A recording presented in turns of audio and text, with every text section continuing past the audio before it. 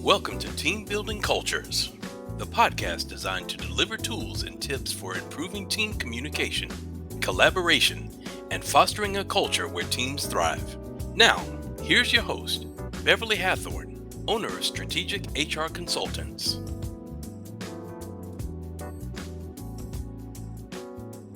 Hello, listeners, and thank you for joining me for another episode of Team Building Cultures. Today, I'm very excited to have Bruno Pešec. Bruno helps business leaders innovate profitably.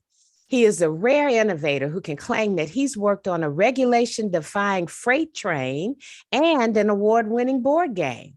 In addition to his corporate experience with brands like DNV, which is a global company that regulates vessels, and DNB, which is a global financial company, as well as Kongsberg Group, Bruno runs a community of entrepreneurs of several thousand members. He is currently undertaking a doctorate in organizational change with a specific focus on the issues with innovation in large enterprises. Bruno has co-authored the Augmented Strategy book, a practical guide to making better decisions using data and human intuition. That's really exciting. Thank you so much for joining me today, Bruno. Happy to be here, Beverly. Thank you. And Bruno's joining us all the way from Oslo, Norway. I mean, I can barely pronounce it, let alone I've never been there, never been close, but it's just so exciting that nowadays we can just reach out across the world and have a nice chat with people. So Bruno, I think that's wonderful. Yeah, I think that's really awesome. And I see behind you that you have a video game there in the electronic game. Is that one of the games that you've worked on in the past? This one? Yes. Yes, it is. This one behind me is actually a physical board game done all the way before pandemics and everything that prevented us to hang out together. So it was made specifically to bring people together to develop innovation skills through a simulation of reality, but the feelings are still real. Oh, awesome. So today, Bruno is going to give us 5 ways to kind of spot innovation opportunities, and he's going to help us understand how we can create a culture where innovators can grow. So I'll just jump right into my questions here, Bruno. One of my first questions is, when you hear the word innovation or innovator, what does that mean to you? This is very good question, Beverly. That's often skipped because innovation is one of those words. If you ask 10 people, you're gonna get 20 definitions. So it definitely makes sense to check in with each other. What is this innovation you speak of? So for me, when I talk about innovation, I take a very high level definition where innovation is something new that creates value. Now, it's important to distinguish 2 elements here. New doesn't have to be new to the history of mankind. We are quite inventive as a species. We came up with a lot of stuff. It has to be new for the innovators, the one doing innovation, and it has to be new for the ones receiving that. When it comes to value, it's important to remember there has to be value for the customer or the recipient of the innovation, but also value for the innovator.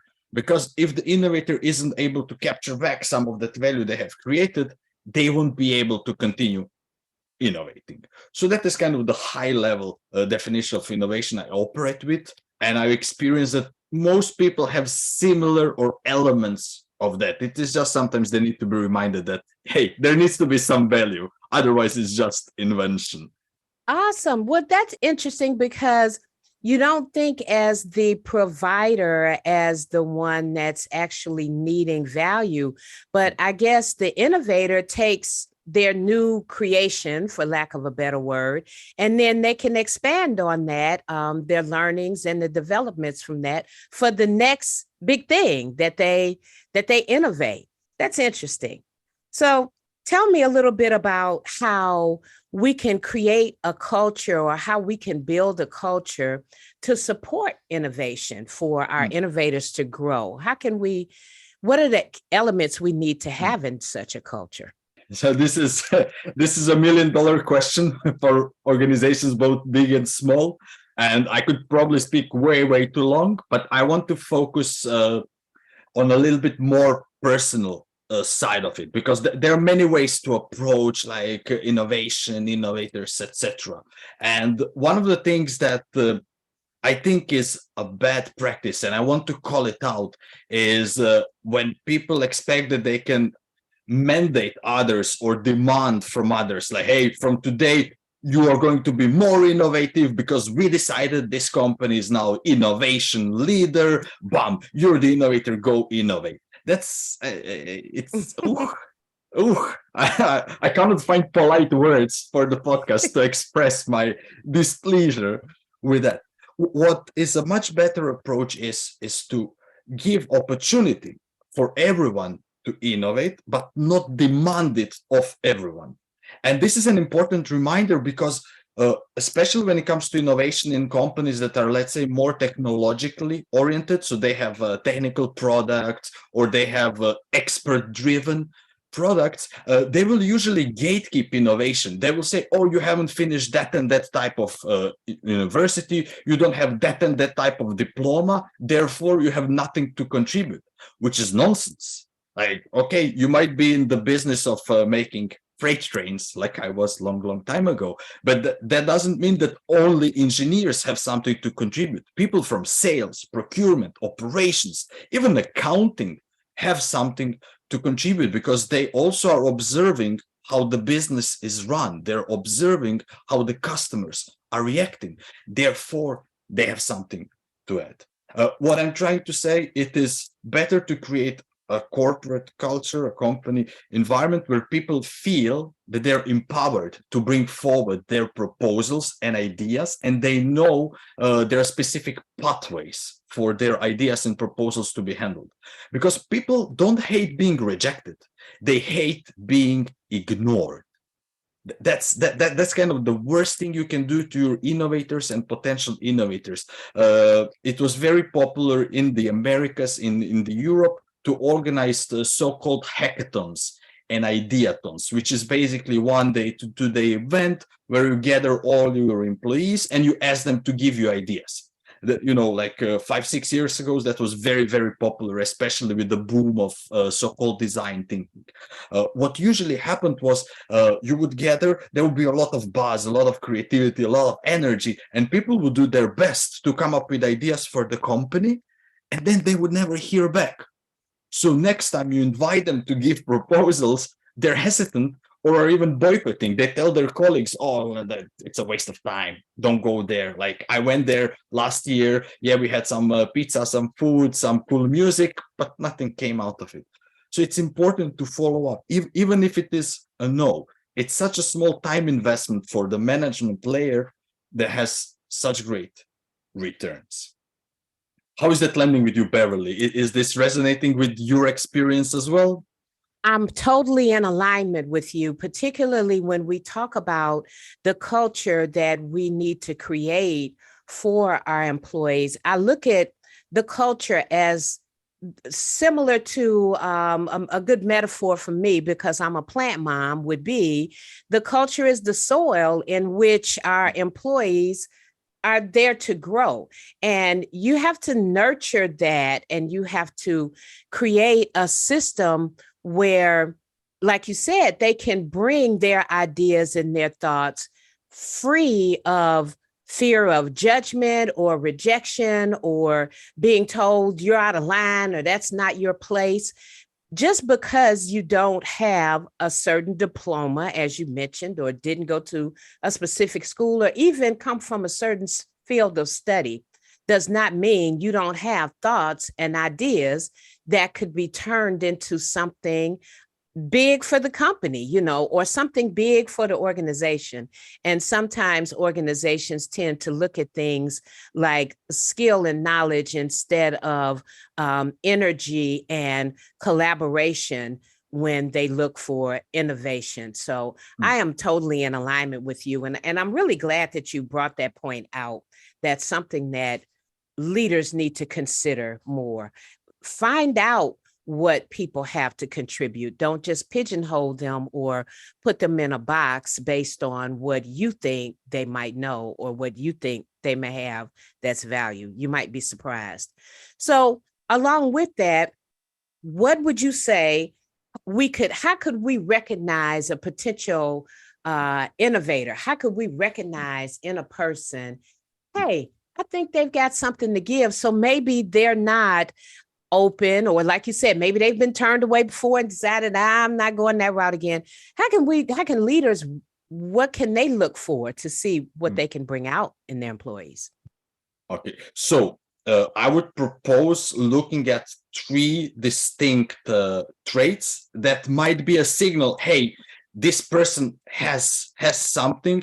Let's try to, help them, nurture them, help them develop, put them in a fertile soil. It is possible that one person has all 3 of those traits.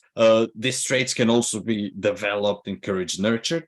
So one is a person that asks a lot of questions. It's important. It's not just about asking questions. When you see a person asking questions with intent to learn, not to like provoke or those, leading questions, but kind of trying to understand. You usually see it when people join the organization and they have a lot of these questions, oh, why is it done that way? Oh, how did it lead to this, etc., etc., etc. And then after some time, organization starts, clapping on that, like, hey, you've been told, you've been explained, etc.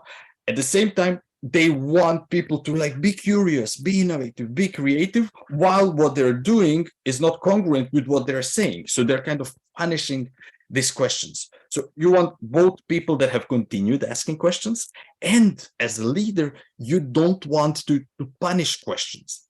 The easiest way to actually avoid that, because the conflict appears when we ask that an individual is questioned instead of a matter that's being discussed.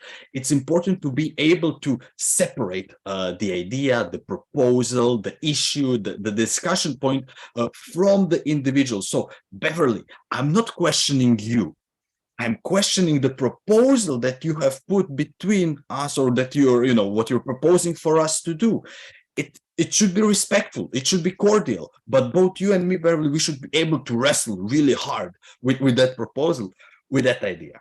So curiosity, inquisitiveness, that's one trait. Like if you see a signal, hey, I want to give attention to that person, they might have, let's say, higher potential to be a good innovator. Another trait is restlessness. Like people, you see them, not just questions, but kind of they cannot just sit, stay put. They're always kind of moving around the organization, asking not just questions, but kind of trying to do, okay, could we do that? Could we do this instead? Have you seen what just happened? Like our competitors just came up with this. Oh, I was reading those newspapers and that new cool thing. Oh, ChatGPT, what's happening with that? So it's kind of a restless person that's always, energetic, looking around, etc.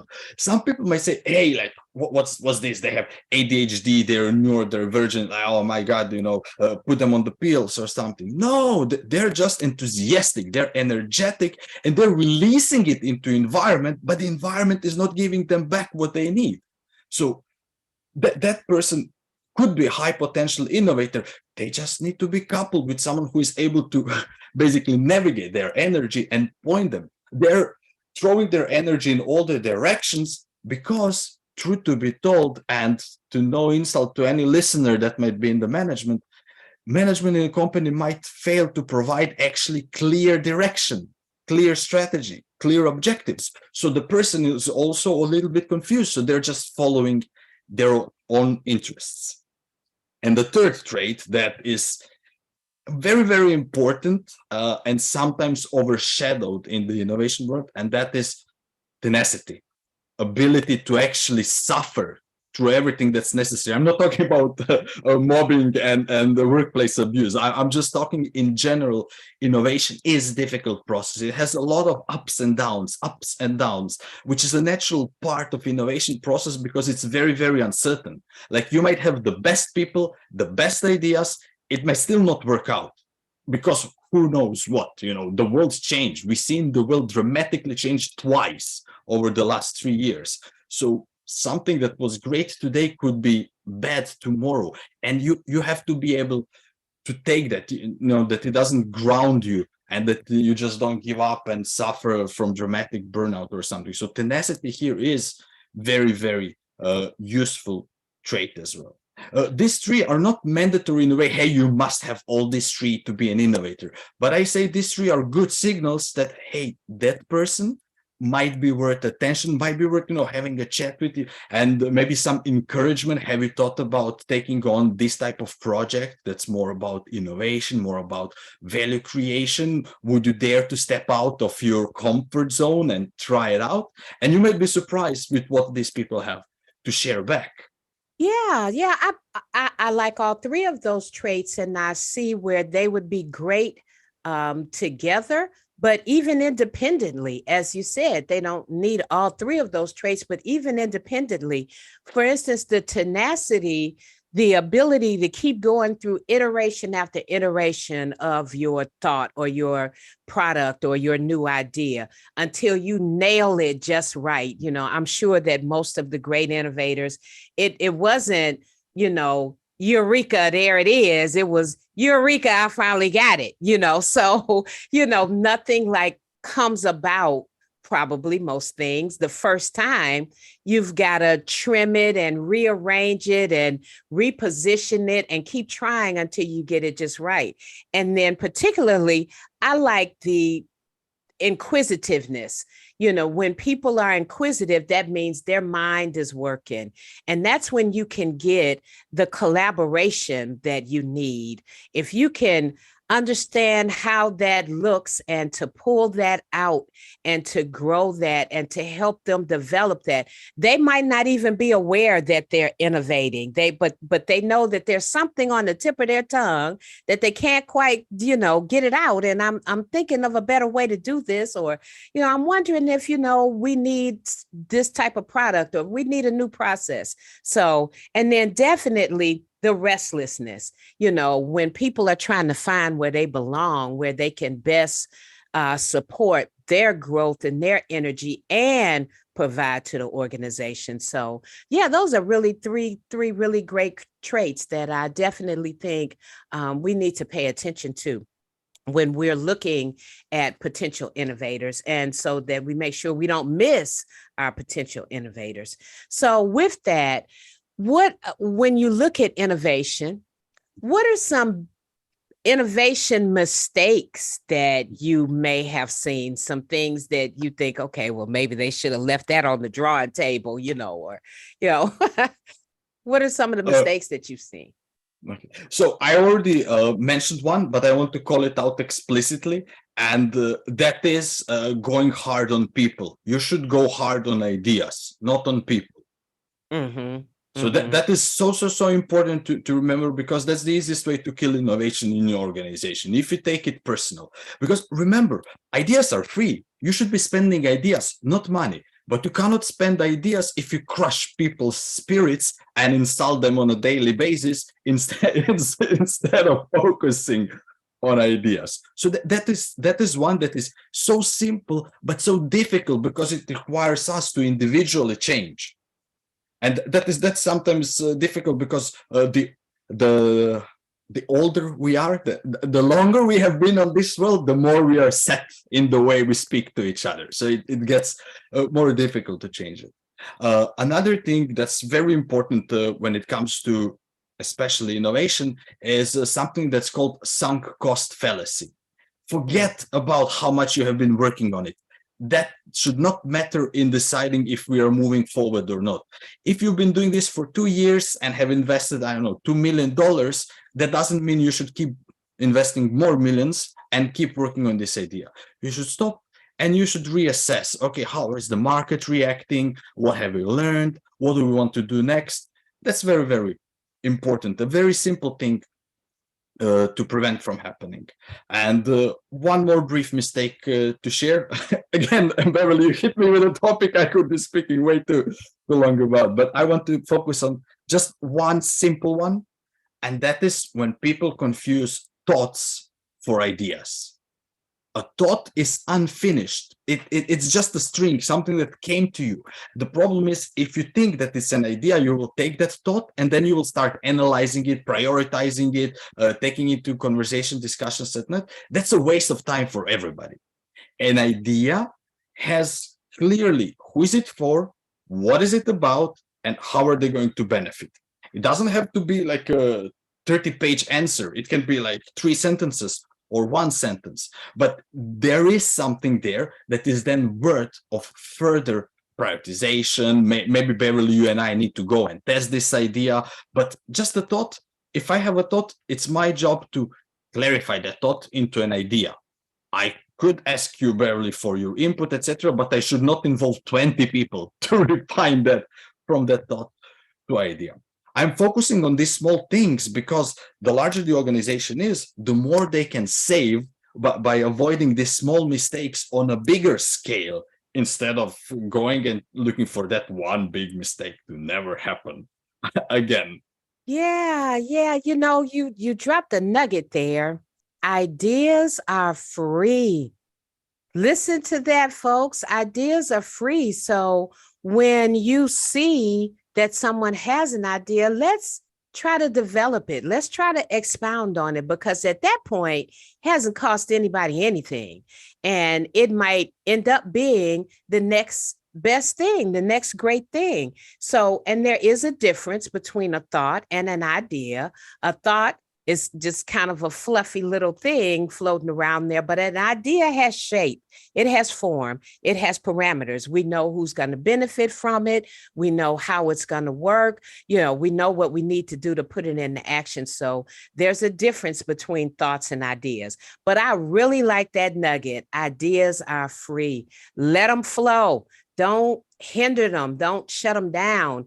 Sometimes people get into a position where your idea might be something that they just want to take as their own, or maybe, they want to develop it themselves, but, ideas are free. So just let them go. And even though you might have some sunk costs at some point, maybe just kind of reassess your position, your thoughts, and how you've got your idea aligned. And maybe you need to switch from east to west, or from north to south, or, up to down or something. Maybe you need to make some changes, but if you think that idea will work, keep it pushing. Definitely keep it pushing. So, Bruno, these were some very good, really good nuggets that you dropped on us today. Thank you very much. So I want to kind of move on to let our listeners know what special offers or opportunities you have that you're promoting today that they can take advantage of. First, Beverly, it's always my pleasure to share more with people that are happy to learn more. So I hope that your listeners try at least one thing. You pointed out some nuggets. I was nodding all the time. For those that do not have video, like I almost got a neck injury from all the nodding. In terms of offers, I like to keep it very simple. I was very lucky to have parents that supported my education. I was very lucky to have mentors that were happy to satisfy my curiosity. So everything I learn, I share freely and openly on my website. Everything we discussed today, if you want to learn more, just go to www.pesec.no and you will find a bunch of articles, bunch of resources about innovation mistakes, measuring innovation, setting up innovation teams, everything that Beverly asked me about and much more. Use it. Reach out if you need help. I will help if I can, but use it, innovate better, make a better world. I would love it. I'm sure Beverly would love it as well, because we love helping people. Yes, we are definitely helping people. And I have a feeling you have a related book here, and I have a feeling that that book is also going to be very beneficial to our listeners. It's called The 9 Big Don'ts of Corporate Innovation. And you can get that at www.pesec.no/9 Big Don'ts of Corporate Innovation. And I'll bet that there's other little gems and nuggets that everyone can use in that book. It sounds like a really interesting book. So, Bruno, I just want to thank you so much for being with us today. If you will tell our listeners once again how they can reach you, I just want to make sure that they got that, because I'm sure we're going to be trying to reach out to you. Happy to. www.pesec.no.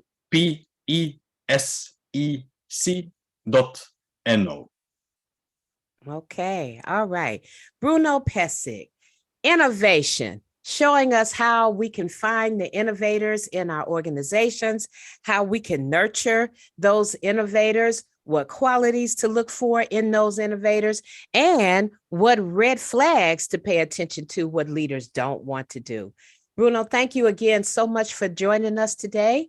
And I hope you have a wonderful day. And I'm sure our listeners have picked up lots of different information and will be visiting your website. Thank you so much, Bruno. Thank you for tuning in to another episode of Team Building Cultures. We hope we have delivered helpful and enlightening information to help you create your dream team. Join us next time